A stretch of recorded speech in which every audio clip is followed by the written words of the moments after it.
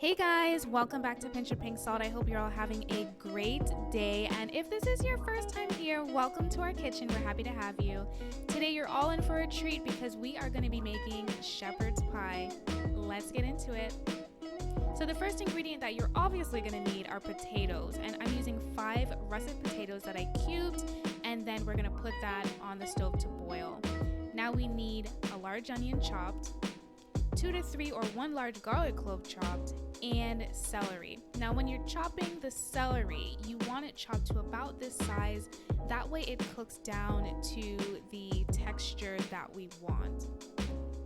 We're also going to be adding mushrooms. I'm using baby portobello mushrooms. If you don't have access to that, you can use any type of mushroom that you do have access to. I just like the texture that it gives. Now we're going to move on to the remaining ingredients for our potatoes, and that is unsweetened almond milk and vegan butter. We're going to microwave that and then mix the ingredients together. Now my potatoes are done and we are going to combine these ingredients together. Now we're going to add our buttermilk mixture to our potatoes. And we are going to mash this until smooth, and you're just mashing as you would regular mashed potatoes. And we want a nice, creamy, smooth consistency. All right, let's add in our pink salt, our black pepper, and we're gonna mix this until all the flavors come together. And at the end, make sure you taste it. If you think it needs a little more salt, a little more pepper, you can definitely add it at this time. All right, moving on to the second portion of this recipe, I'm using Beyond Meat, Beyond Beef, the plant-based ground. Now, this is the first time I have ever used plant-based ground, so I can't compare it to anything else, but I have to say I really liked it. I love the texture. I love that it actually crumbled. It wasn't pasty, and it actually had really good flavor, so I definitely recommend this brand. So in a pan, we're going to add in some vegan butter. And after that has melted down, we're going to add our chopped onions, and we're gonna saute this for about 5 to 8 minutes until it becomes translucent and a little golden brown.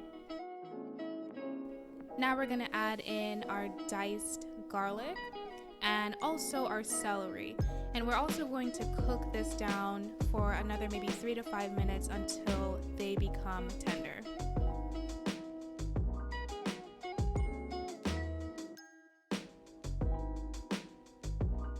Now we're going to add in our mushrooms, and we're going to do the same thing. We're just going to saute this down, and you're going to see that the mushrooms are actually going to reduce down quite a bit, and it's going to look just like this.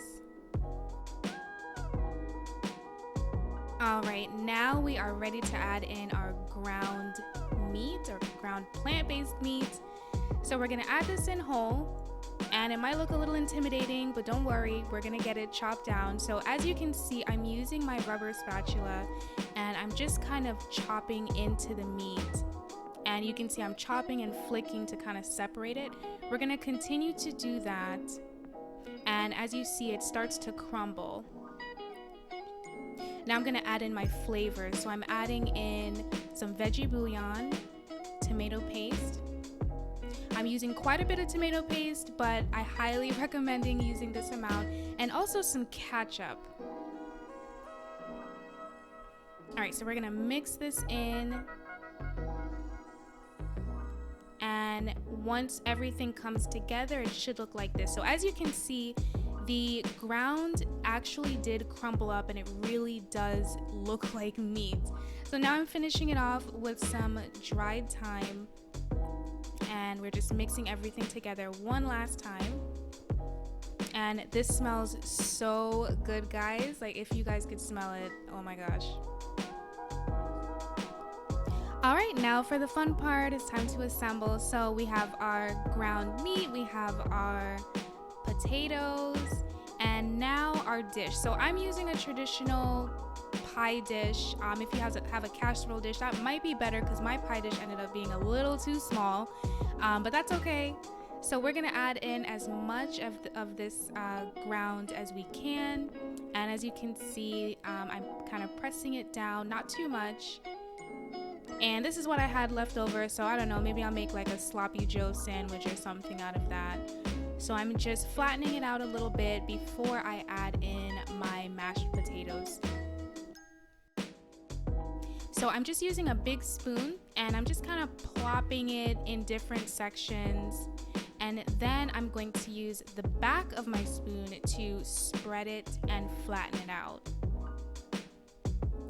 Alright, so we want a nice smooth top. And as you can see here, this is a key step. You want to seal the sides so that none of the juices run out as it's baking. Alright, and this is completely optional. I just like to do it because I think it adds a little flair. I'm just adding a little design to the top. And that's it. This is what it looks like before we bake. So now we are going to put it in the oven. And when it's done, it is going to look like this. And guys, again, the smell in my kitchen is absolutely insane. It smells so good. And as you can see, I got a little browning on top.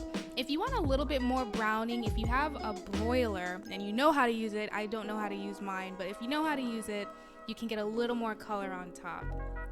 So now I'm gonna plate, and the easiest way or the best way I think to plate something like this comfort food is to just scoop it out and just place it on the plate.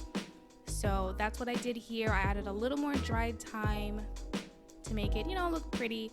And that's it, guys. That is my shepherd's pie recipe. I highly recommend you guys give this recipe a try. And if you do, please let me know in the comments below. I would love to know how it turned out. Definitely share this recipe with a friend. And if you haven't already, subscribe to our channel and like this video. Give it a thumbs up. And we will be back next week with another video. Until next time, have a great day. Bye.